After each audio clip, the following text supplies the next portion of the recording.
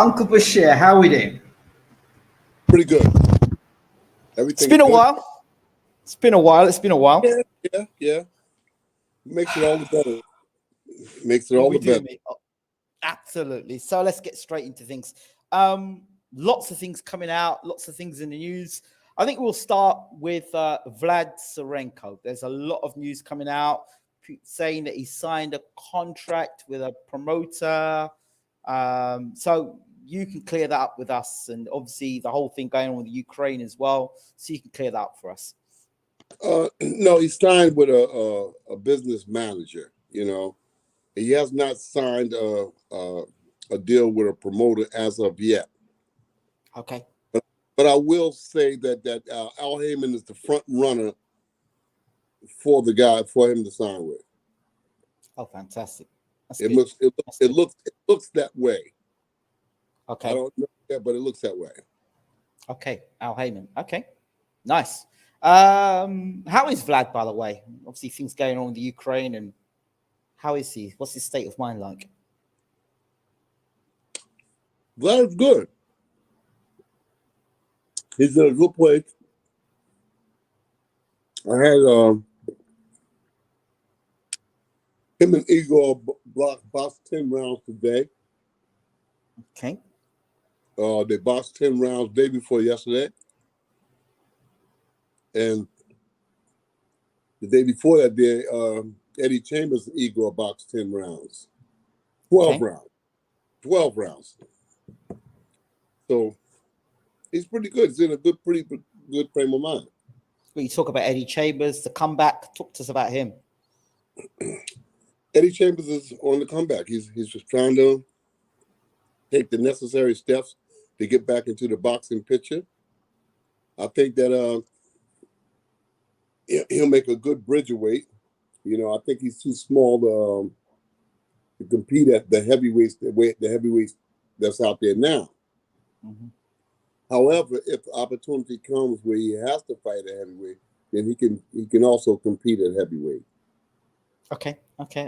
I know you talked about a fight was possibly going to happen either last month or what happened with that? Was that something, there was a breakdown in that, or what happened? Because I wasn't sure. Yeah, this or that, you know, this the promoter, you know, the hassles with the licensings and, you know, just a little hassle, just a little boxing stuff, you know. It wasn't because Eddie didn't want to fight or he was entangled or anything. It's just the business of boxing. You know, the small promoters trying to get off the ground, you know, so they run into difficulty here and there. That's all it was. But he'll be back soon enough. Yes, he'll be back. He wants to box. So have you got a date? Will it be at the end of this year or will it be beginning of next year? We've got a date I'm pretty sure, for December the 3rd. I'll look into it after we finish our conversation. But I'm sure we got a date for 23rd of December. I mean, the 3rd. Okay, the 3rd of December. And Sirenko looks like he's going to box in January. Vlad Sirenko? Yes, he's going to box in January. Do you know what the sort of level of the opponent would be? Only yet, and I don't even have a date yet. I'm thinking that it's going to be New York or either DC, probably on the undercard to Gervonta Davis. That'd be nice for him. So he'll be fighting in America now then? Yes. Fantastic. Him fighting in America now, is that where you want him to be now, him fighting in America, rather than being in Europe boxing? I want an American heavyweight champion. I don't want a Ukrainian heavyweight champion. I just want a heavyweight champion that'll fight anywhere. Sugar Ray Robinson was a middleweight champion of the world, and he fought everywhere. Muhammad Ali was a heavyweight champion of the world, and he fought everywhere. I want my guy to fight everywhere. I want him to be known as the world champion. The world champion, in my mind, fights wherever. So okay, that's the kind of champion I desire. Well, okay, when we talk about 2022 for Vlad Sirenko, if we were going back to we spoke at the beginning of the year, and now we look at we're coming to the end of the year. Where is Vlad Sirenko on that radar for yourself as his trainer, his coach, his mentor? I think that this war, this Putin's war, interrupted our flow. It interrupted a lot of things. You know, it interrupted perhaps the Vladimir Klitschko comeback. Perhaps I think that he was going to come back. I don't know for sure, but I think that he was going to make a comeback, and I think that Vlad Sirenko would have had 3 fights in this past year where we didn't fight at all because of this war. So, and then of course you had COVID before that. So how's that affected the? Well, the COVID didn't stop us because we had 3 fights during COVID. Okay. So we just moved. We just moved around. We just moved around in different countries, and we had 3 fights. We went to France, mm-hmm. and we went back to Ukraine. So that the COVID did not stop us. Okay, so if you were to let's go. I know in parallel universe. Let's say you didn't have that. Didn't have the Ukraine and the whole war and situation there, and you had Vlad Sirenko. Where would Vlad Sirenko have been now in your mindset at the end of 2022? I think that he'd be 23, 24-0, possibly with about 19 KOs. You know, okay. and on the doorsteps of making serious moves in the heavyweight division. And as it is now, we have to start the engines up again, you know, but we're going to be in a fight. I believe it was, I think he mentioned to me the 13th or the 18th or the 23rd of just January, but I know that we've got a date coming up in January. Okay. Will that fight be a fight that a potential promoter or investor would want to see what Vlad can do? Is it one of those fights? I'll say fight. I anticipated it will be on an Al Haymon show. So that's what I'm saying, showcase fight. Yes. So it's somewhat of a coming out fight. It's a step up fight. You know, wow. His introduction to big time boxing. What does that do? What does that do now? Let's say he now gets that fight with on the Al Haymon undercard. What does that do for Vlad's career, for you, Uncle James Ali Bashir, and what does that do? How do you envision that now? Because obviously you've been there, seen it, done it. But what does that do for Vlad Sirenko and for people who are getting into Vlad Sirenko? Like I said, it's a coming out fight. You know, he has to be impressionable. He has to compete with whatever they put in there with him, you know. He did make reference that he wanted to fight F.A. Ajagba, and I against it coming out the gate, you know. Boxers always want to box people who they think is going to be competitive. I warned against it. I told him that, you know, you need a couple of fights to get back into boxing. You haven't fought in some time. And F.A. Ajagba is not nothing to sneeze at, you know. But that's the kind of competition that he's looking at. He wants to get in there with him. He wants to feel it. He wants to find out where he's at. And the best way in his mind to find out is to compete against the guns that's there. And F.A. Ajagba. That's a great matchup. Well, you know, Vlad has boxed up with the 30 rounds against Frank Sanchez. Yeah, he's been boxing Frank Sanchez, and just to see where he's at. So he's always looking to get in there with those guys. You know, like his resume has indicated. You know, Michael Hunter, Joe Joyce. You know, Bermain Stavern. He's, you know, the who's who of the heavyweight division. all the good guys that's competing in the heavyweight picture. He's been in there with him, or he's willing to get in there with him. Even Daniel Dubois as well. Yeah, Daniel Dubois.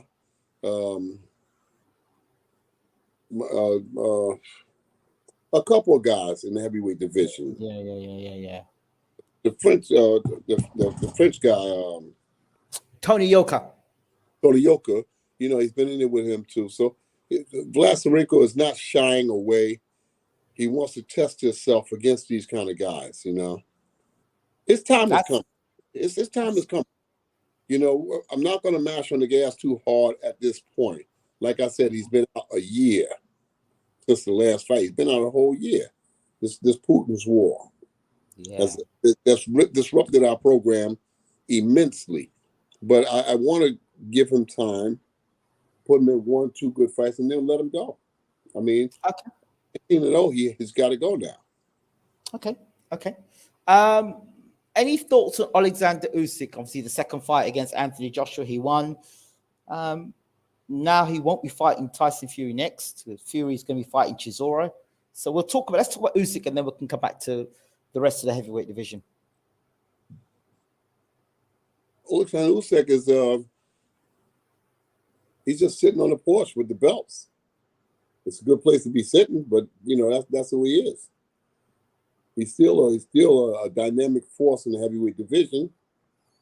And right now, they're thumbs up for Alexander Usyk. They're talking about Hgorvic being mandated for Usyk to fight. Well, at the Hgorvic's last fight, I don't think that's a good sell. Because he had his hands full in the last fight. Mm-hmm. So, I said he was overrated. I felt he was overrated. I thought that a lot of people hyped him up before time. If Zhang had a little more pop, a little more stamina, he would have won the fight. But Zhang looked like he was pressed for stamina at the end, slowed down, and it cost him the fight. But if he had a little more of this and a little more of that, he would have won the fight. He's working with a new trainer as well, isn't he? Huh? He's working with a new trainer as well. Who? Hgorvic. No, that guy. American trainer. Oh, he's working with another trainer. Yeah, I think it was his first fight or his first or second fight. American trainer. I don't know which one it was. No, I didn't. Is it Ronnie Shields? Maybe Ronnie Shields. Might be Ronnie Shields. I don't know who it is. We'll have to ask that smartphone. The smartphone should be able to tell us. Okay, let me check the old check-in. Keep talking, Uncle. And I don't think the Hgorvic versus Usyk is a good sell. Usyk takes him to school, beats him up. Yep, Ronnie Shields is his trainer. Ronnie Shields, okay. All right. Ronnie Shields is a trainer, so like I said, he got to live up to the expectations of a Ronnie Shields. Okay. Ronnie Shields not going to do the boxing. Hgorvic has to do the boxing, and that wasn't a good. If he came out, if he won the fight versus Zhang, it wasn't impressive. It was not an impressive win to me. Yeah, absolutely. I think Usyk takes him to school and spanks him, puts Pampers on him, and send him home. Oh boy. That's how I see it. Oh boy. So let's talk about. We've talked a little bit about Sirenko. We've talked about. Let's talk about Daniel Dubois as well. He's got this fight coming up against this weekend against Laria. Kevin Lorena. I know Lorena. I saw him fight against Vac. Huh? I saw him fight against Vac. Who? Lorena? Maris Vac, yes. Gets Marius Vac. Yeah, I was down South Africa with Lerena. I know him pretty well. Okay, talk to us about him and what he can offer against Now, Dubois. I think Dubois beats him. You know, I think Dubois is too big and too strong for him. Okay. You know, I don't think Lerena has the guns, the style to beat a Dubois. You know, and if he did,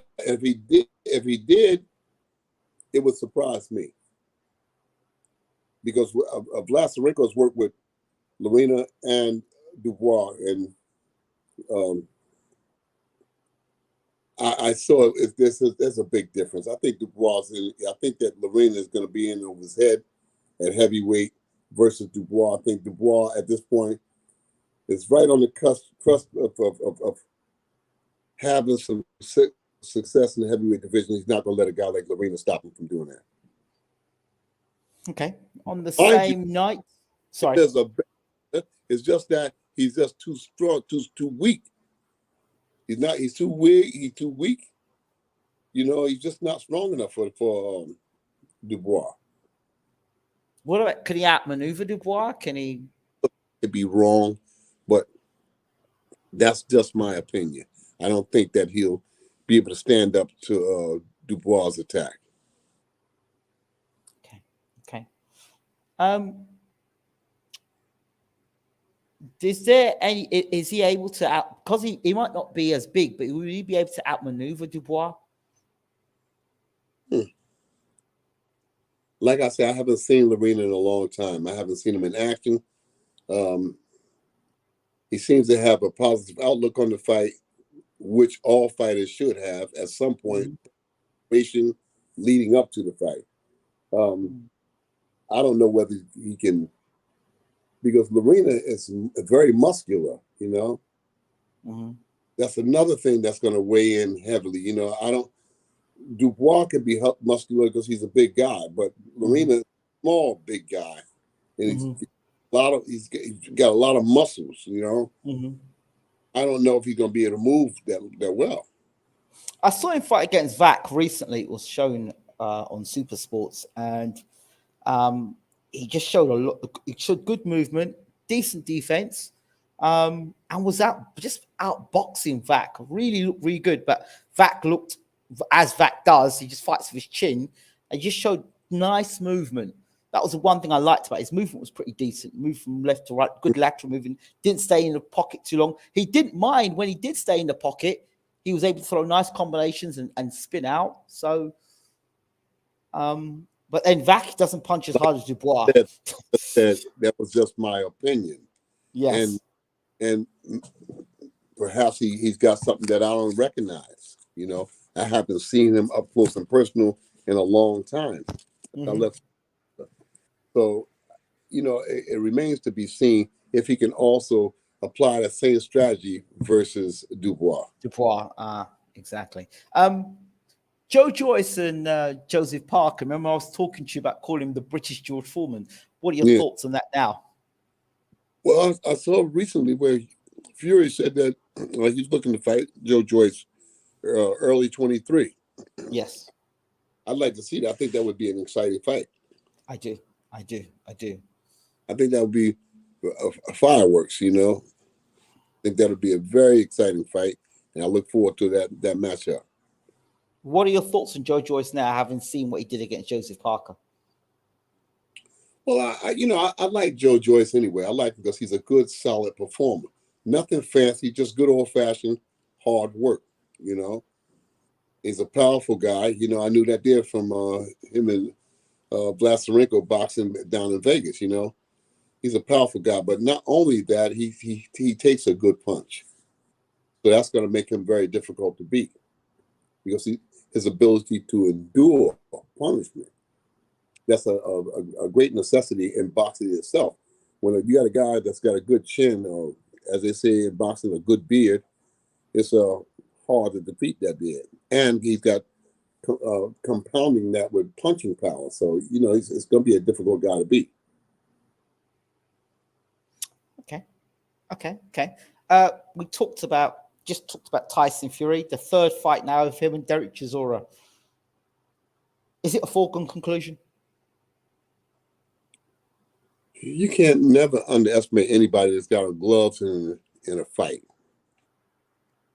But for the most part, I think, yeah, it's a foregone conclusion.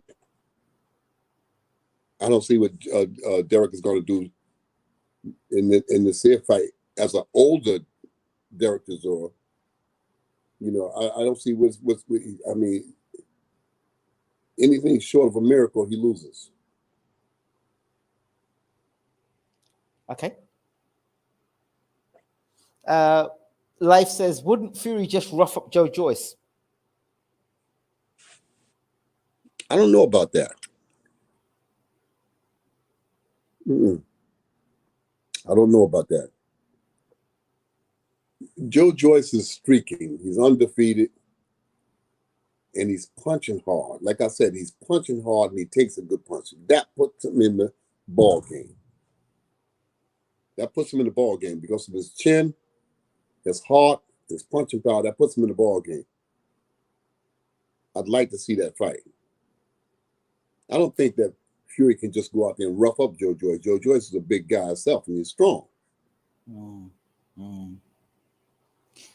The only issue, Shook One says, the only issue is the Juggernaut needs to push the title contention in the next year. Longevity is not a strong point for that type of style.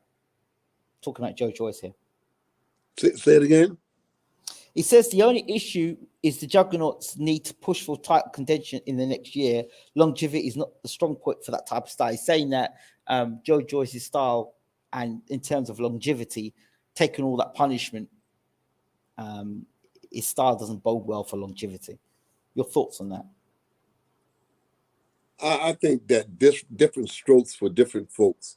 You know, I think that it depends on the mentality of the boxer. I don't think that he's looking, from what I see, he doesn't seem like he's any worse for wear with all the punishment that he's taken thus far. I think that he can stand in with anybody for the next 2-3 years, including Fury. Okay. Because Joe Joyce is at a point now where he can smell the title. He's right there. He can smell it. Okay. And he's ready to whack anybody out of there that gets in his way, you know. So I think that he's in a good place. I think that he's going to win the heavyweight championship by hook or by crook. He's going to win one of those belts. Mm-hmm. I think so too. Yeah, Michael Boffer says Fury outboxes in period. Fury distance control is very good, but you know, I think Fury. I would say that Joe Joyce is as Olympic pedigree, but mentality. Joe Joyce when he gets in the ring. Mm-hmm.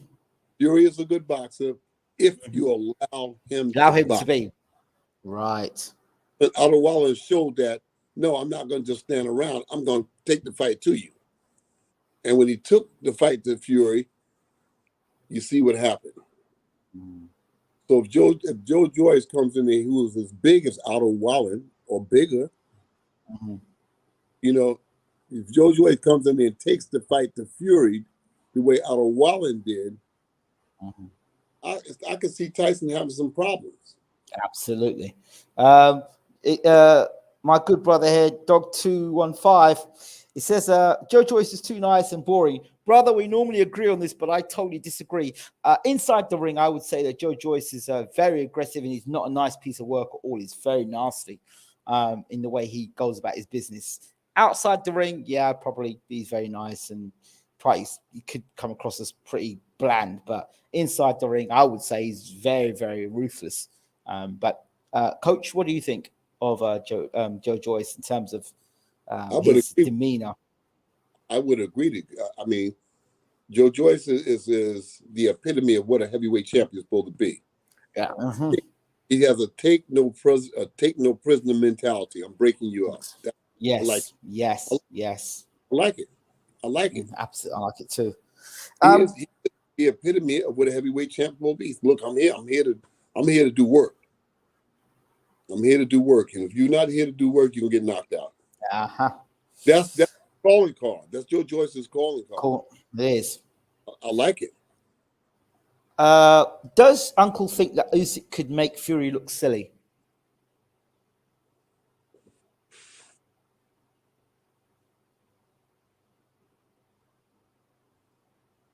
I don't know if he can make him look silly, but he could give Fury some problems, with the angles, the movement, the speed. I think that he can make Fury look a little befuddled in there. I think that he can make him really start tripping over himself in there. A fully conditioned Usyk can cause anybody big problems in the boxing ring. Okay. Lev Graveson says Joe Joyce in the ring is up for a fight at all times, gets hit and comes alive. Yeah, he's right about that. As Dog 215 says, why not be ruthless outside the ring if you can back it up? It would sell better. Yeah, that I totally agree with you on. I've said it a number of times about Joe Joyce. I feel that the person he is outside the ring, I would like to see that same ruthless demeanor he has inside the ring, outside the ring. All the cartwheeling and all that stuff. I'd rather he said less and was just that demeanor outside the ring. You're absolutely right about that. Your thoughts on that? I don't think that a boxer's got to be a tough guy outside the ring. It's a profession. You understand? Mechanics don't take their tools home when they finish working on a motor. They just go home and wash their hands and it just be a normal job. You look at a guy like Sonny Liston and George Foreman. Both of those guys have that sort of demeanor about them inside the ring. George outside the ring, even Liston had it himself. That aura of I don't know. That was their selling point, wasn't it? They had that aura about them. That I was around George early on in his career, and he seemed to be an affable guy outside the ring. Right. Around him inside of his training camp. Early on, very, very early. I think when it was for the Chevalo fight, I had one of my boxers inside the training camp. Going back to the Chevalo fight, and we worked with George, and I think it was Houston, Texas, and then we came into New York to the outside. They built a ring outside that Madison Square Garden, and we worked with him there. And he seemed like to be an affable guy. He didn't seem like a hard head to me. And for the most part, Sonny Liston was a nice guy outside of the ring. Okay. The story. They were just mean inside the ring. Well, what about the story of him punching a cow to death? One blow, he punched a cow and killed it. Who? George Foreman. I don't know about that. I heard some talk about it. I don't know. I guess they say the cow was going to die anyway. Oh boy. Oh boy. Oh boy, Uncle. We just want the steak. That's all. That's your opinion, not mine, Uncle. Feel bad for Ouch. the case, Oh, my chest. Only saying that because Jared Anderson, who's similar damage to Usyk, apparently gave Fury the business in sparring. Yeah. Usyk. He's talking about Jared Anderson was giving Fury a lot of issues in sparring. That was well reported, well documented. And comparing Anderson to Usyk. Well, Anderson is a young upstart. I mean, he's full of energy, so he can cause anybody some problems. Anderson can cause anybody some problems. What is he, 21, 22? Something like that. That's going to cause everybody some problems. No big thing. Fury is still undefeated. Let's hear. Chuck says, keep in mind that Usyk is the smaller and faster fighter. When is the last time that Fury or any of the big heavyweights today shows that they can punch down and also weather body attacks? Shook One is saying. Usyk is going to be hard for anybody to beat. In the story, it's going to be difficult for anybody to beat, especially now that he's beaten Anthony Joshua twice. Especially now because his mentality got to be sky high. I beat Anthony Joshua twice. And he's talking about having a third fight with Anthony Joshua. That tells you something, don't it? A third fight with Joshua. Mm-hmm. Wow. You know that is going to be right. What's that? Because it took 2 fights to introduce myself. Now I'm going to knock you out. Mm-hmm.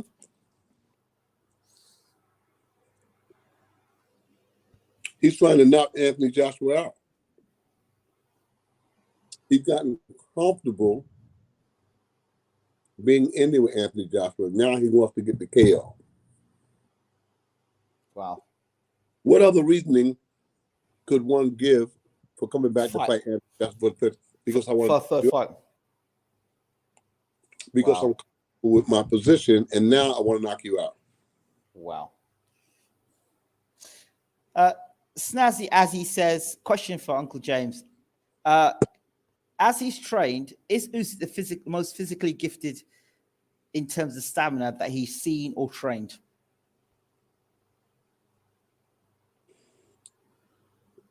He's certainly one of them. He's a piece of work when it comes to training. Wow. I haven't seen very many boxers in my lifetime, in boxing, that trained as hard as Alexander Usyk. Wow. And that pushed himself as well as Alexander Usyk. I mean, I try to get different boxers to do different things, and they pull and tug a little bit with me. They do it for the most part, but they pull and kick and squirm, Wow, why I got to do that? Why I got to do it? I mean, damn, we did this the other day. Why we got to do this again? Usyk wasn't one of those guys. Every time I introduce something to Usyk, I say, hey, man, why don't you try to go 15 rounds a day? Hey, man, why don't you try to go 12 rounds a day? He never was the type of person to kick and scream, and he'd say, okay, and he'd go do it. Sometimes I'd see him walk on the palms of his hands for upward to a minute and a half.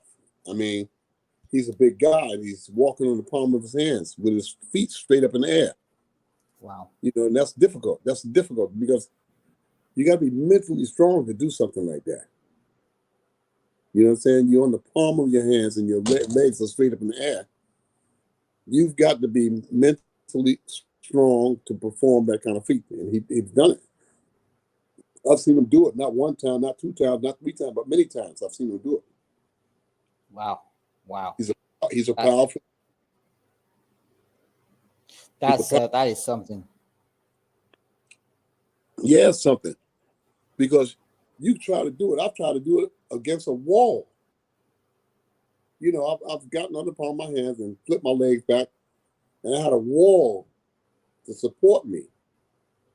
And I took like one step, and my legs had to come down, because just to balance yourself is one thing, but just to walk is another thing. So you got a lot of different components going on at one time inside of the anatomy, applying the mental state too. Wow. So he's a really, really good professional, because I just don't see nobody doing that. No weight in no weight class. And I've worked with all weight classes over the years, but I haven't seen anybody do what he did. So he's a strong guy with a strong will. And I said as far back as maybe his 7th fight with me, 6th or 7th fight, I said that one day this guy is going to be a heavyweight champion of the world. You said it. You said it. Huh? Yeah. You said it. I said this guy's going to be a heavyweight champion. And then, all the flack I caught after I said that there. Bashir's just saying that he's been with this. Yeah, most of these people that catch flack, then you don't see them afterwards. That guy's not going to be heavyweight champion of the world. He's too little. He's blah, blah, blah, blah. But they didn't know what I was looking at. I was looking at all of the components that were working together. That's why you're a coach, and that's why they're behind a keyboard. So that's what it is. Mm-hmm. That's what it is. And there's a lot of things you've said. And one thing you got to understand about most of these people that make these statements and they say these things, they're not people that you can be held to account. They're not people that will say, you know what, I got that wrong. I'll I apologize, or you know what, you're absolutely right, and come back. And most of these people are not accountable people. I said that with Usyk sitting next to me. I said that one day this guy's going to be heavyweight champion of the world. Yeah. Because I saw something in him at that stage. Absolutely. Him at that stage. That he wasn't, he had that I'm not going to be denied mentality. Yeah. I'm not going to be denied mentality. And that alone can take you far. I've seen guys, small guys, little guys. Michael Hunter, Maurice Harris, Alexander Usyk, they all come from that same arena. Dynamic boxing skills allows small guys to live in the land of giants. Maurice Harris, Michael Hunter, Alexander Usyk, and Michael Hunter's father. These guys have that dynamic finesse in the ring that allows them to live in the land of the giants. When Michael Hunter was boxing, Okoli, that's his name, right? Yes. Okoli was looking for not a way Okoli. out. Not Okoli. It's not Okoli. What's his name? Martin Bucoli. Yes. He was looking for a way. He was looking for a way out of that fight. Michael was putting it on him. All right. He said, man, he said something wrong with my eyes, find something wrong with me, but I got to get out of here. You understand? He sat in that corner. He said, man, something's wrong with my eyes, something's wrong with my lips, something is wrong with something, man. Because this guy whooping my ass. I got to get him out of here. And that came not because Michael Hunter was a big puncher, but he was punching so often, he was accurate. He had pinpoint accuracy. He violated him that night. Huh? That night, he violated him that night. Michael went up in him that night. He got McCauley's ass like preparation H. Right?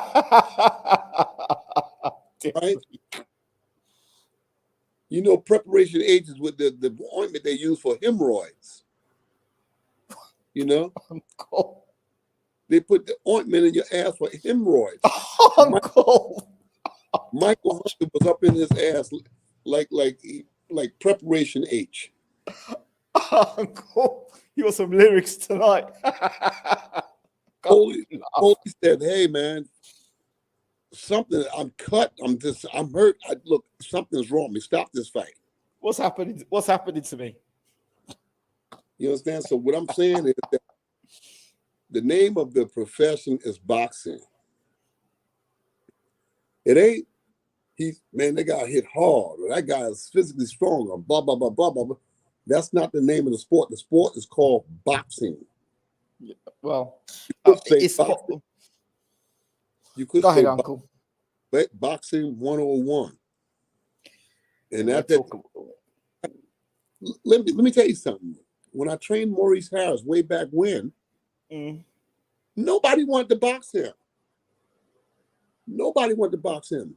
David Tour, Hassan Rahman, Jamil McCline, you name it. They did not want to get in that ring with Maurice Harris during that time. All right? They did not want to get in the ring. Not saying that they were afraid. No, I would never say that about a boxer. Mm-hmm. But they had the attitude like, I don't need that shit. Mm-hmm. I don't need that, because Maurice was such a complicated guy to box. He was just that good. He was a good technical boxer. And you got Michael Hunter, who's a very good technical boxer. You know, his Achilles tendon is that he's not always in the best of shape, mentally and physically. So it is with Maurice Harris. Not always in the best of shape, mentally and physically. But the skills that those guys possess, and only saying that Usyk possess, and Chris Berg possess, is boxing ability that allowed them to live in the land of the giants. You have to add James Toney to that mix as well. James Toney allows you to live in the land of the giants. When you got finesse, boxing finesse, it allows you to live in the land of the giants. You a guy with power, strength, and all the, all that kind of stuff. That's one thing. That's one thing. But when you're a good boxer like those guys that I just mentioned, when you're a good boxer like that, it allows you to live in the land of the giants. And nobody can argue with that. You can't, not really. All right, let's talk about Dillian Whyte. The comeback of Dillian Whyte. Now left Xavier Miller and Harold the Shadow Knight to join Buddy McGirt. What are your thoughts? Does it work?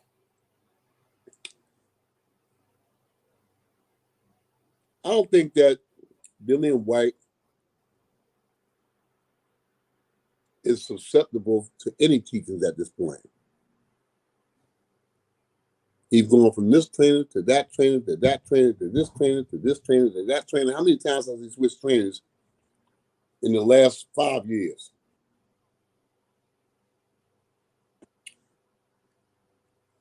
He should win the fight versus Franklin, because I don't think Franklin has fought on this level as of yet. But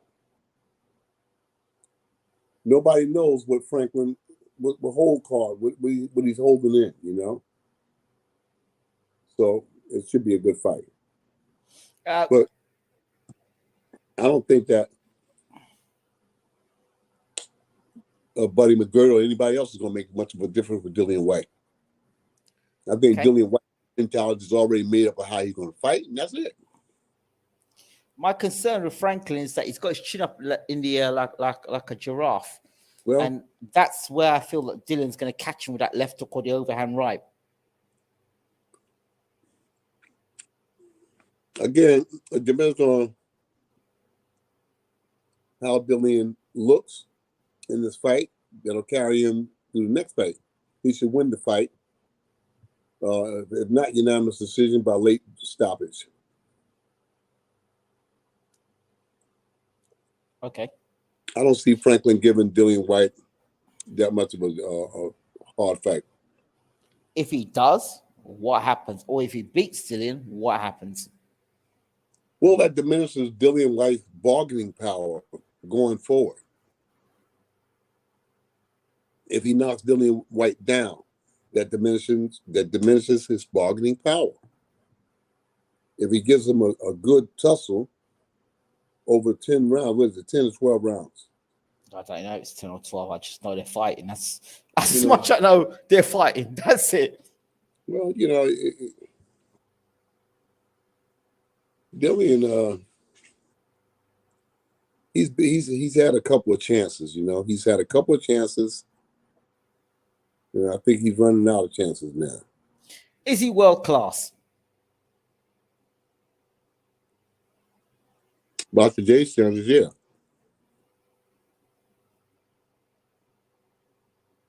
But Usyk would make him look silly. Okay. All right. Usyk will spank him. Okay. Dillian Whyte, killer made for Usyk. Deontay Wilder, Andy Ruiz.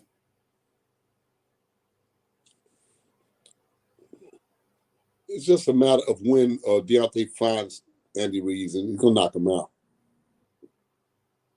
I don't see Andy Ruiz giving Deontay Wilder any problems. I think Deontay Wilder has a better jab than what people expects for him to have. I think that he's honing his skills with his jab. While people are talking about his right hand, he's coming into his own with the left jab. And if and when he does come into his own with that jab, then that's all that he's going to need. A good jab and a good right hand. And that will take him to the promised land. He doesn't have to know all that there hook and uppercuts and all that. He just control the range with a good jab. And boom! And find room to park his right hand. And the right hand doesn't have to land on the temple, on the jaw. It can land on the chest or on the neck, collarbone, and knock a man out. Well, I think that Dillian Whyte knocks out Andy Ruiz. Deontay Wilder. Deontay Wilder, not Dillian Whyte. Yeah, Deontay Wilder. Excuse me. I mean, puts him to sleep. Deontay, Andy never been out. Hey, Deontay Wilder gonna send him to the cold room. I'm telling you. Wow. Okay. All right. Right now, this is down to the cold room. The cold room, yes. I know what the cold room is, Uncle. Good jab. Blinding with a jab, put the right hand straight for the middle. That's all she needs. That's all she wrote, isn't it? Lips off with the jab. Deontay Wilder's jab has improved, man. He gonna wipe his lips off with that jab. I told you, I've been watching. That jab has improved. That jab has improved, and when he get it down packed, when he really got it right, it's coming. Once he get it right, that's all he's gonna need is the good jab and that right hand. Lev Grahamson asks, is Mr. Bashir saying Wilder is like a distilled version of a heavyweight boxer, showing heavyweights are different to all other weights? I don't know exactly that's what I'm saying. I'm saying that Deontay Wilder learns to utilize his jab, because I think all the other stuff is a bit late in the game now to try to teach him all the other stuff. When you got heavyweights, you don't need a whole lot of things. You need one or two particular things. Mm-hmm. And with Deontay, is a good jab and a right hand, maybe some feinting in between, some little feints. He needs to do that sometimes anyway. So once he got that jab, those little feints in there to set those jabs up to make room for that right hand, it's done. I think that Andy Ruiz is tailor-made for Deontay. Mm-hmm. They've been pushing it for a while. Andy Ruiz versus Deontay Wilder. Nah. Deontay Wilder gonna be strong and ready for that. I'm telling you. He's gonna drop that hammer on him, man. When he do, oh boy. Okay. Just on reflection, I made a big thing about the way Robert Helenius, his approach to how he fought Deontay Wilder. I said he came through the front door. He actually came, like when he came to fight. Well, I don't know what he was trying to do. I still couldn't work out what Helenius was trying to do. It's like he just didn't even know who Deontay Wilder was. He just came rushing out of Deontay Wilder and walked onto our right hand. I still up to now cannot understand what Robert Helenius was doing.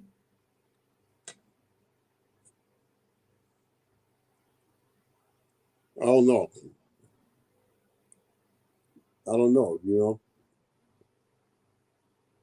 He got caught. He got caught cold. The way he came in, he came in like he didn't know who Deontay Wilder was. And this was his former sparring partner. I'm not saying he would have beaten Deontay. I thought he would have said, right, okay, that right hand, it's probably not in my best interest to walk straight into it. Maybe let me try and see out the first round and be cautious because I know this guy can punch very hard. He just runs straight at him. Like he didn't know Deontay Wilder could punch with a right hand.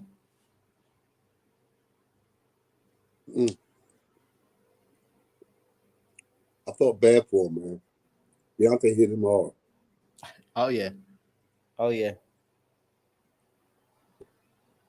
Deontay went in the locker room and apologized to him afterwards. And I was thinking when I was watching him apologize, I was thinking that you need to apologize. That's how hard he hit him.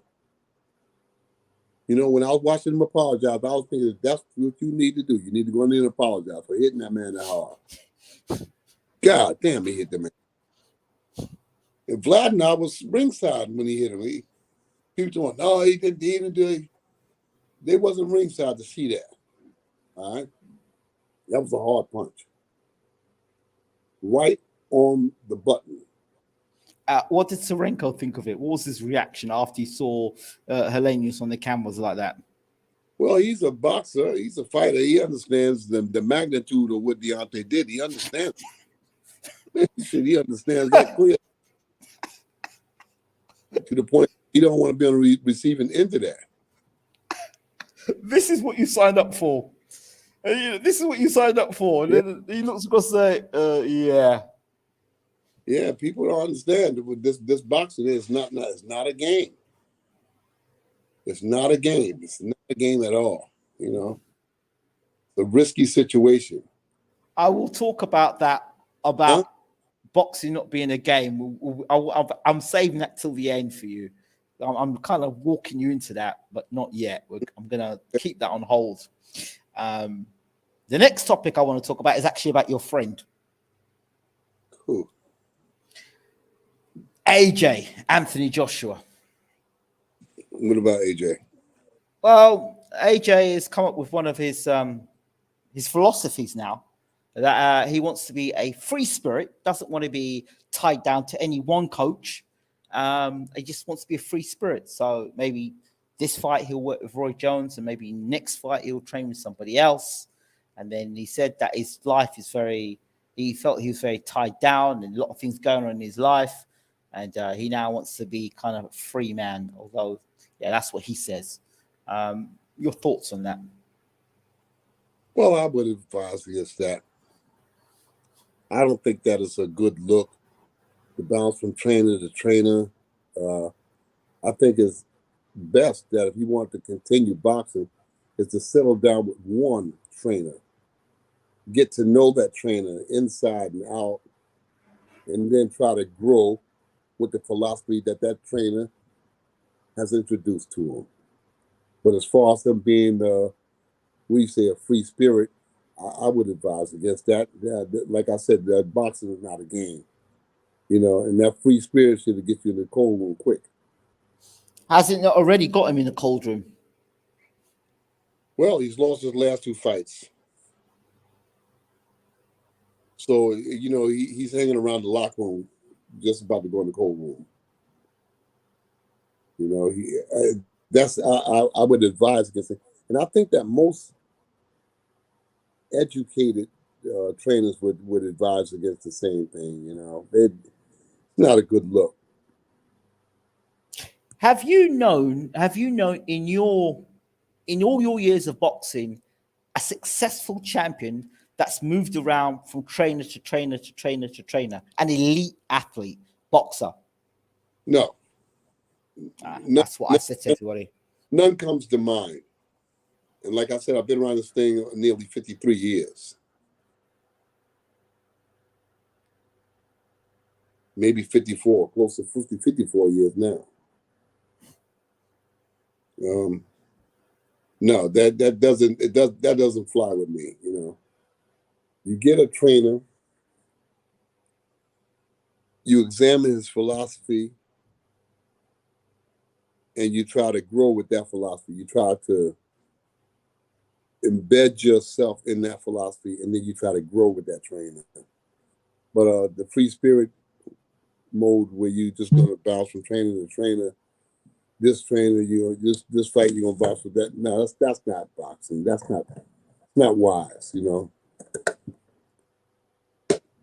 I mean, so I guess he would say something different, but I wouldn't promote that with anybody. So after that, the next day, I saw a picture with him posing with Jake Paul. Now, a lot of boxing fans on the channel, not a lot, a few people on the channel commented and said, "Oh, I'm overreacting."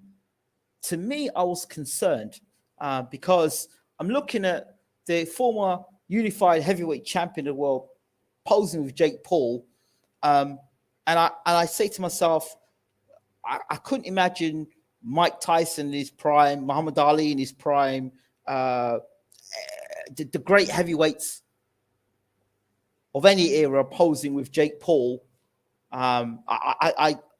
It's that by association, it just sent the wrong messages out, in my opinion.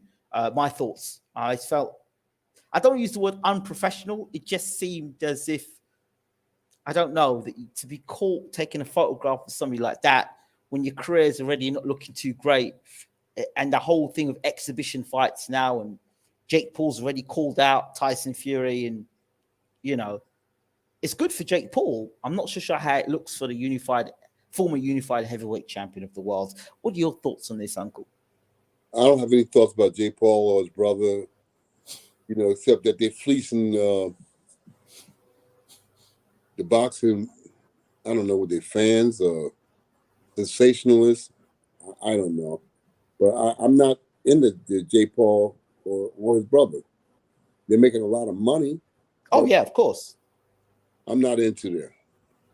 So let me ask you this question: Would you be happy to see Vlad Sirenko standing next to Jake Paul and taking photographs of Jake Paul, kind of posing, flexing muscles with Jake Paul?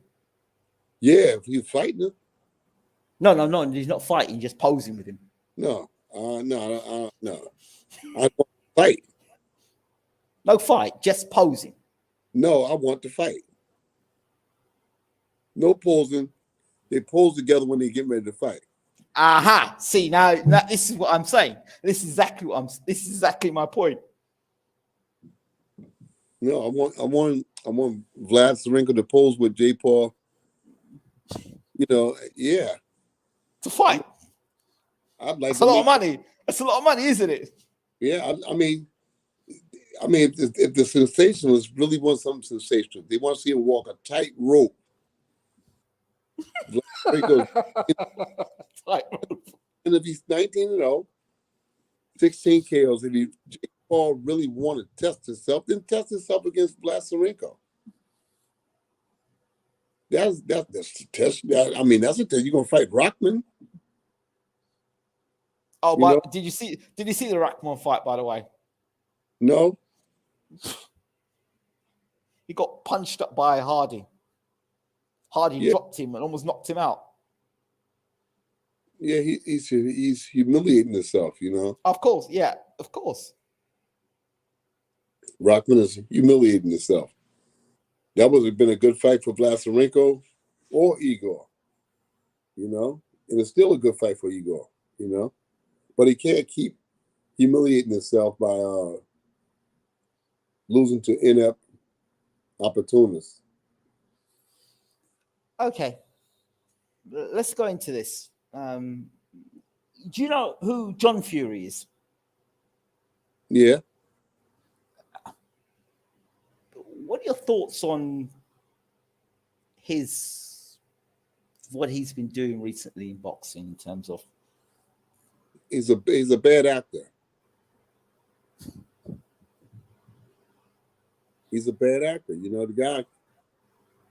His name is in the press all the time, but he's not doing nothing. He's not making him wait on one fight. He's not fighting over here in another fight. You're talking about as Tommy Fury. That's his son. Then John's the father. Oh, John. Oh, God, please. Let's talk boxing. Leave them other guys alone. That's a joke, man. It's a joke. It's like wrestling, I've said that boxing has gone is I said about 2 years ago that boxing is going to end up going down the road of wrestling, and I believe we're here now. We have shows called the Misfits, where we have people who have not even got a sound boxing foundation getting in the ring and fighting. Tommy Fury is a joke, and the father is just trying to, just go on money. Just crazy, man. It's crazy. I've lost complete interest in this whole fiasco about the Pauls and the Furies. It's just a joke to me. I don't want to give credence to that nonsense. I want to talk boxing. I know you want to talk boxing. Unfortunately,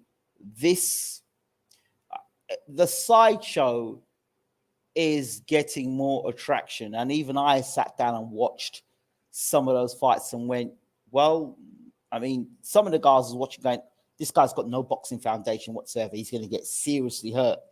I mean, the guy was throwing a punch and he did almost a 360, and I'm like myself, if his chin in the air, I'm thinking myself, this guy's got no boxing foundation, but he's able to go and get a license in Dubai to fight.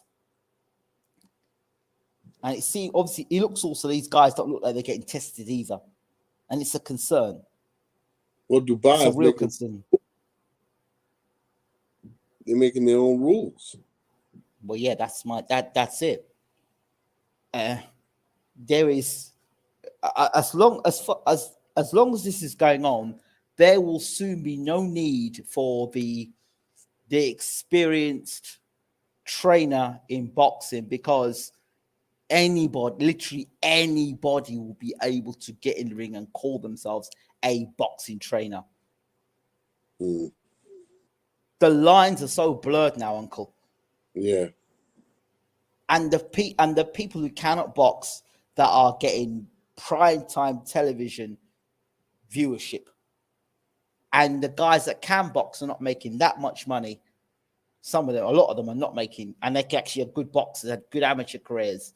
And you've got these guys who are celebrity, ex football players, ex basketball players, DJs, YouTubers. Where are we going with this, Uncle? Clownsville.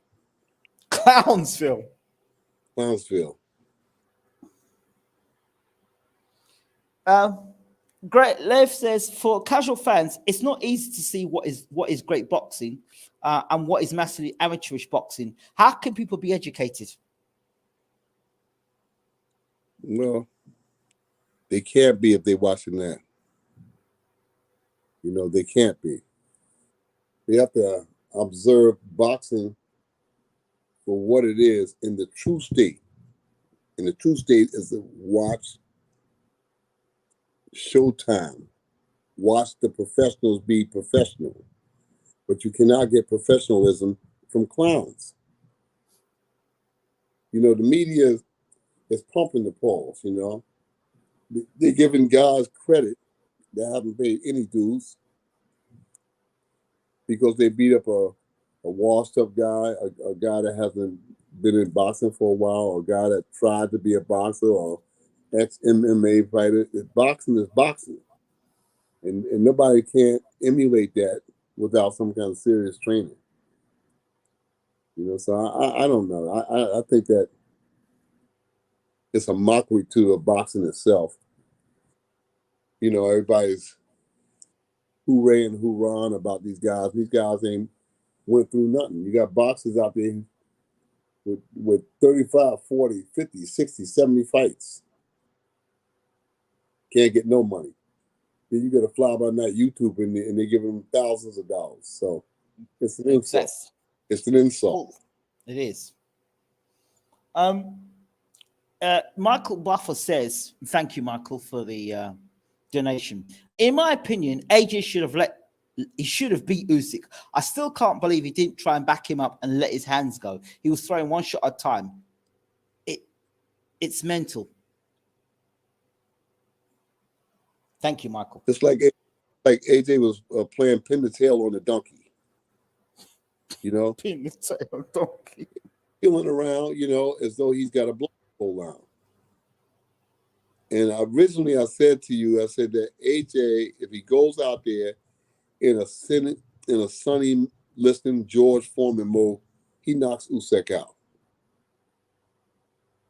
I said that originally. Mm-hmm. Now we're talking two fights later. Months have passed, and I still can't believe that AJ has lost to Usyk twice. I mean, because of size, boxing ability, power. He has so many factors in his court, and he did nothing with him. He did nothing with him. I mean, in the second fight, he went in there to a fight basically fighting on his own ability, because I didn't see any expertise in the corner that would help him win that fight. I listened intently for instructions that would help him win that fight, and I just there was no application to say this is the way you win the fight. I didn't see it.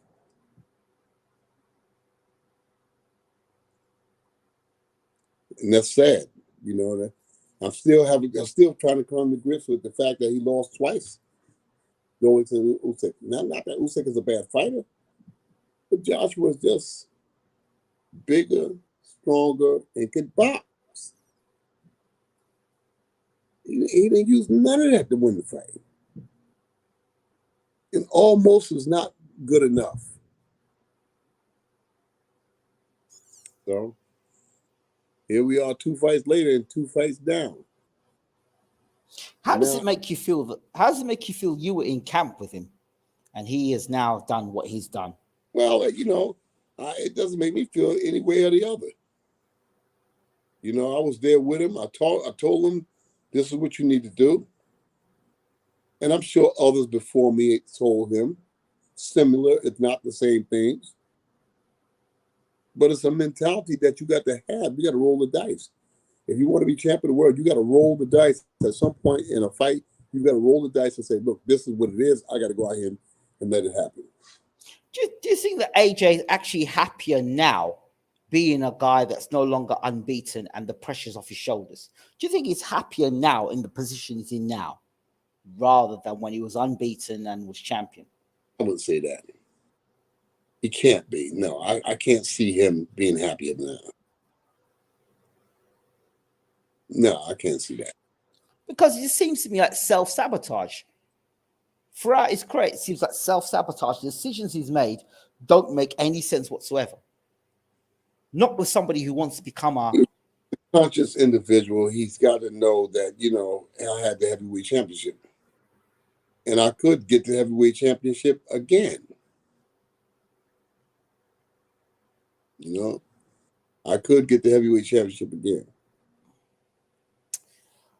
Snazzy as he asked, does James believe that AJ has elite mentality?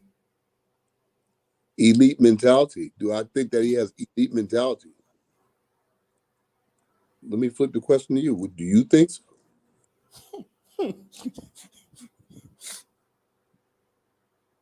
Interesting. Do you think that he has elite mentality? Snazzy, that's a question you need to answer. Leif says, are some gifted boxers just not made to be champions with all that comes with the territory? Ask the question again. He goes, are some gifted boxers just not made to be champions with all that comes with the territory? Well, you know, in the age of 4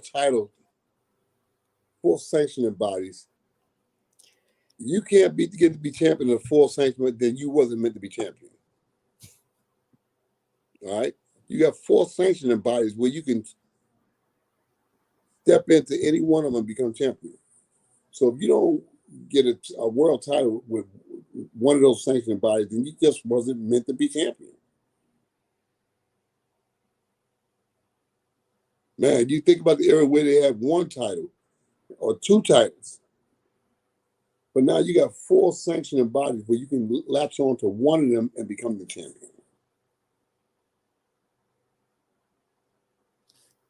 Snazzy has an answer for you. He says, haha, because I think he has world-class mentality, but elite mentality is in the heavyweight division are only 2 guys, in my opinion, Usyk and Fury.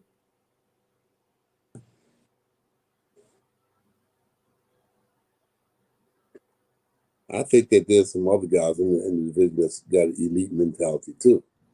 Wilder, I would say. Yeah, Wilder and Joe Joyce too. Joe Joyce, yeah.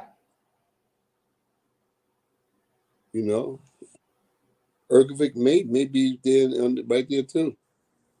Hgorvic, really? Yeah. Okay. Me personally, I think the jury's out on Hgorvic. Me personally, I've said that to you before. He fights with a lot of desire. He fights with a lot of desire, and that would put him in that category, in that class, you know.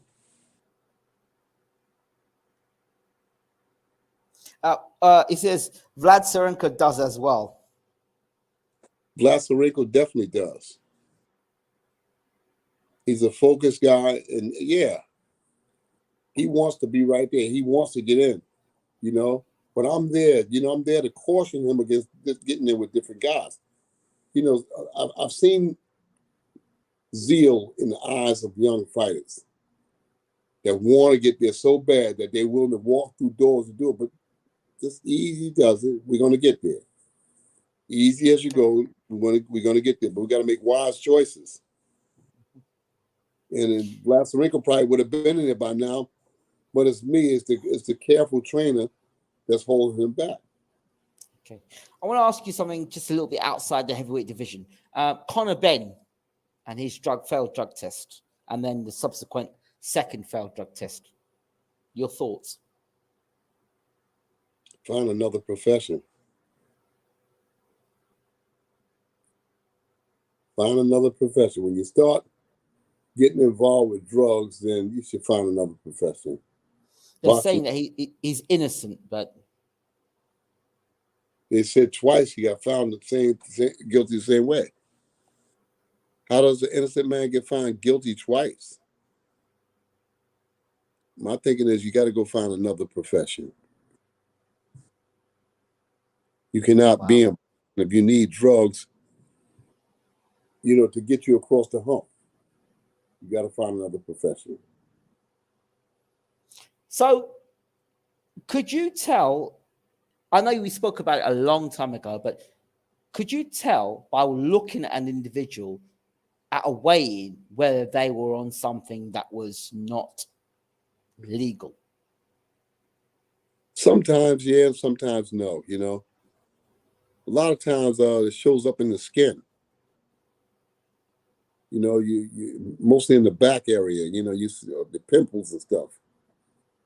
Sometimes in the face, but it's not always easy. I mean, they're enhancing the drugs more and more better easy to mask what they're doing. But know this, that it's no longer a sport. Once you take that drug, once you take that injection into your arm or to your buttocks, wherever you take it in that, it's no longer a sport. It's an attempted assassination because you could hurt somebody or kill them. Absolutely. So, if you're thinking about engaging in that kind of stuff, remember that you've taken the sport out of the sport by taking those injections, and now you're risking killing somebody. Now, let me throw this at you, okay? So, is it fair that you've got one group of fighters that are clean and another group of fighters that are dirty? No, it's not fair. Okay, so it's not fair. So, to level things up, why don't you just say everybody can use performance-enhancing drugs? What would happen then? No, I don't want to do that there because it's going to come back and bite you in the ass. But it's very biting people in the ass anyway. I'm just throwing an argument. I'm just throwing a debate up. I'm not actually advocating for it now. Look, you use these drugs. The drugs can do things to your intestines and other parts of your anatomy over the long haul. You don't know what the drugs does to the body over the long haul. Something that you do in 2022 comes back to haunt you in 2025, 2026, whether you're still in boxing or out of boxing. So no, I don't like it. I don't like it. I think that anybody caught using drugs should be banned. No second chances. No second chances. Banned for life. Out. Here's this one. Shook One says, it's not fair, but I understand why Marquez implied he did it in self-defense against Pacquiao. Marquez looked like Marshall Lynch in that fourth Pacquiao fight. Yeah. This is, life is strange and boxing is just as strange. Nobody mentioned the fact that Freddie Roach kept imploring Pacquiao to go for the knockout. Go for the knockout. Pressure. Go for it. And you walked him right into the cold room. Because I think that Pacquiao was about to knock Marquez out. He's about to stop that fight. Yeah, he's about to stop that fight. And to show you that Marquez never wanted a fifth fight, a sixth fight with him. Pacquiao pushed and tried to make a sixth fight, and Marquez said, no. Not a chance that you'll ever get this back. Marquez did not want a sixth fight with Pacquiao because he knew Pacquiao would come back and beat him. Absolutely. So he did everything he could not to make that sixth fight. But nobody ever said, well, Freddie Roach walked Pacquiao into knockout. Everything was quiet. And fighters still flocking to Freddie Roach. You know how it goes. Leif asks, does Mr. Bashir believe it is better to work with a boxer with great mental gifts or a boxer with great physical gifts? Mental gifts. Why? Because mental gifts are unlimited. Physical gifts are very limited. You know, you get a physical guy, physically strong or physically hard puncher, but a mental gift is unlimited. You can get a lot from that. You get more miles, more bang for your buck. So I like the mental gift.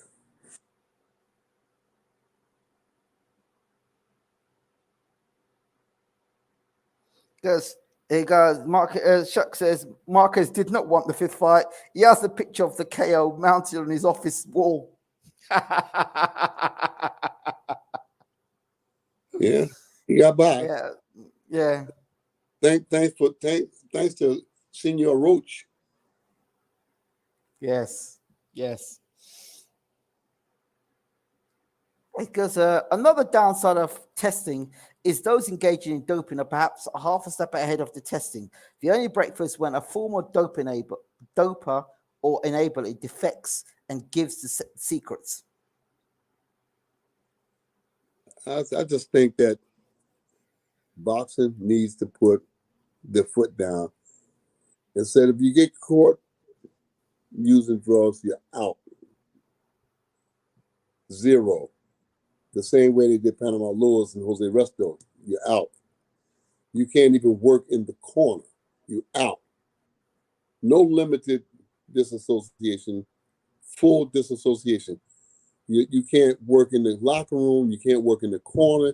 You can't work in the ring. You're out. You're done. You have to sit in the audience. That's the only thing we can't stop you from doing, is sitting in the audience. But you can't come there in that corner. You can't come there in the locker room or nothing. They need to ban these people and let them know that this is not no game. We're not playing. If Uncle had a fight for Sirenko down the line against Joshua, what would the game plan be? I wouldn't tell nobody until after the fight. You think that Anthony Joshua and his team doesn't listen to these videos? Tell them, Uncle. Tell them. Educate them. So, educate them, Uncle. The game plan would be in good shape and ready to box. You can't headbutt with him, so You gotta be prepared to box. You gotta tell him, Uncle. Leif Graham says, in athletics, you're done if you test positive.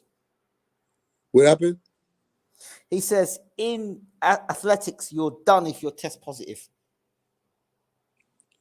Yeah, I mean, I think that it should be across the board. If you get caught using drugs, you out. You're done. No second chances. You're done. Shook says a lifetime ban will be the first step to restoring boxing's reputation. Yes. Okay, let me throw this at you now. You say these things, and I said this before. Yes, that's a deterrent, but when it's used to destroy someone's career, the same thing to protect the sport of boxing. When you've got promoters and managers and people who have disagreements and fallings out, you can actually submit a testing and make that individual have a testing that comes out in a negative fashion that actually ends a fighter's career through a disagreement and political, because they may not side a political decision rather than an actual physical decision. Ways, if somebody's caught doing that, they should be banned for life. Okay, so why should just the fighter get banned? Why doesn't the fighter and the trainer get banned and the team get banned for it? You gotta. I mean, if the pros and cons says that, you got to prove that. It's got to be proven. If one case comes back positive, then you go to the media with it and say, "Look, I want this another testing done at this lab." Yeah. I want the press there. I want everybody there to check the results. Unfortunately, Uncle, some of the media don't do anything. Would not be independent because some of the media are bought by some of these promoters. So we have a problem there. And everything, it's out of control. Of course, it's out of control. This is what I'm saying. So yes, the deterrent is there, but that deterrent can still be used. Let's say, for example, Conor Benn is actually innocent and it's a stitch up. What happens then? We've got a guy that's actually innocent there. What happens then? We've all called him guilty. Like I said, you got to prove it. We can go on and on and on. We can beat this thing to a dead horse. But we got to be able to prove there are sinister forces behind the scenes that are working to make this individual seem guilty. So, okay. What about a TUE like AJ? Isn't that being allowed to cheat? Says Taylor. Say what? TUE. I can't remember what it is. Can somebody break down what TUE is again? I can't remember what TUE.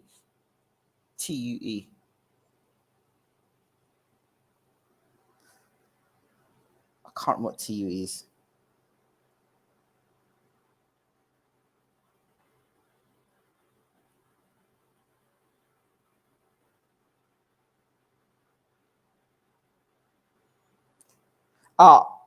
Therapeutic use exemption. If a medication or method of athlete is used to treat an illness or condition. I really don't know. You're losing me. It's a therapeutic use exemption, which I just mentioned. So yeah, it says that's if a fighter's got a condition or an illness, they can use it. Well, he shouldn't be boxing. Well, that's what they're saying AJ uses, and I've heard this around quite a few times. This boxer is going to die. If this thing keeps up, this thing is going to kill the sport of boxing. You know, it's going to kill the sport of boxing. AJ is allowed to use hormones, says Taylor. Because in addition to lifetime bans, year-round testing will be the second step to a clean sport. Some 5 boxers are signed up to this that I know of, says Shook One. Yeah, year-round testing should be implemented. It should be implemented for all fighters, especially in those the major fights, the 10-round fights especially. It's terrible that these people are doing those kind of things because they're destroying the sport. BG London says for low testosterone. Now, it says Ben and Fury's doctor tells you all you need to know. TRT doctor. That's a growth hormone as well. Like was do that. growth. Well, Ben got caught with I think it's fertility hormone or something like that. And yeah. What is that? Ben. But what testosterone? Okay, can somebody break it down? Explain to Uncle, please. While this, Digi said it perfectly. A potential loophole. Leif, they all kept quiet until the leak, and this was the second time he failed. He's talking about Ben here, Conor Benn. He should be banned. Let's do a part 2. I just got in. And let's do a part 2. Let's do it to a part 2 this tomorrow evening. Okay, Uncle, hold on. It's a masking agent, so that's what you got caught with. And people that's here tonight, please come back tomorrow because this is valuable input. You're teaching me some things that I don't know about the drugs that's taken. Exactly. Okay. Uncle Bashir, thank you so much as always. We do appreciate your time. And for those people tonight who mentioned that I didn't do this for members. I've done this show. I haven't been doing shows for a while. I thought tonight would be good to for everybody to be able to talk to Uncle Bashir. So this is why we did it. I haven't been around for a while, so I hope that you've enjoyed it tonight and been able to talk to Uncle Bashir. He goes, Shook One says, when I used to regularly lift weights, I knew 3 guys that use high-end steroids all through the 80s. In 2022, guess what? They're dead. Wow. Very quickly, DLGGG215 says, in order to keep your gains, you have to take something to bring your test back to normal. Snazzy says, thanks, Uncle. And then Shook says, tonight was a wonderful treat, and I appreciate both of you for coming on. Yeah, thank you all. Thank you all. And I look forward to seeing you guys tomorrow, God willing, that we all be safe and healthy through that time. Thank you all tonight as well. We appreciate you as always at BWTM Sports. Thanks for joining us. And Uncle Bashir, as always, thank you so much. And we'll see you tomorrow for another one. Hopefully tomorrow at about 5 o'clock my time. With you want 4:30? We'll talk tomorrow. Uncle, by the way, it says happy Thanksgiving, Uncle Bashir. I'm watching the Cowboys game tradition. You know what? Oh man, okay, it's another story, but I'm not big on Thanksgiving, because of what happened. What it means. Yeah, I get that. I'm not big on it, but I'm glad to be alive. And I don't condemn the people who do celebrate Thanksgiving. I don't condemn them, because I once celebrated it too. But a lot of stuff that went down concerning the day of Thanksgiving. Absolutely. Compliance with, I understand that, Uncle. For all those who do celebrate, have a happy Thanksgiving too. Uncle Bashir, thank you so much as always. See you tomorrow. God willing. Yeah, it will be a pleasure. It will be a pleasure. And thank you all for listening. And thank you, England. Thank you. Thank you so much for all the years that you've interviewed me. Thank you. It's no longer an interview, it's just a conversation, Uncle. Thank you. Thank you so much. It's a pleasure to be in boxing royalty. Thank God. Thank God and thank you. Have a good night. Good night.